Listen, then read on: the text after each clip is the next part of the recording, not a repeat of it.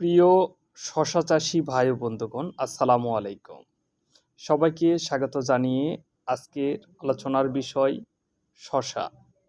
যিনারা শশা চাষ করতে ইচ্ছুক এবং রমজানকে টার্গেট করে শশা লাগাতে চাচ্ছেন, এখনই তিনারা বীজ পাতার কাঞ্চন শশা লাগাতে পারেন।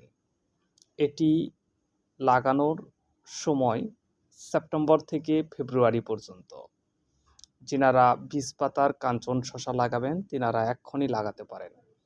বীজ পাতার কাঞ্চন শশা একাধারে 2 মাস পর্যন্ত ফলন দিয়ে থাকে। এটি বীজ লাগানো থেকে 45 দিনের মধ্যে ফল সংগ্রহ করা যায়। টানা 2 মাস ফলন দিয়ে থাকে বীজ পাতার কাঞ্চন শশা। এটি 200 থেকে 300 গ্রাম পর্যন্ত ওজন হয়ে থাকে। প্রতিটি শশার ভিতর বীজের পরিমাণ নাই বললেই চলে। বীজ খুব ছোট থাকে এবং দেখতে খুব কচি মনে হয়। শশাটি গাঢ় সবুজ রঙের, দেখতে ঠিক দেশি শশার মতন, খেতে খুবই সুস্বাদু। যারা রমজানকে টার্গেট করে বীজ পাতার কাঞ্চন শশা চাষ করতে চান তেনারা এক্ষুনি যোগাযোগ করুন আমাদের ডিসক্রিপশানে দেওয়া নাম্বারে। আমরা ক্যাশ অন ডেলিভারি, বীজ হাতে পেয়ে টাকা দেওয়ার সুব্যবস্থা রয়েছে।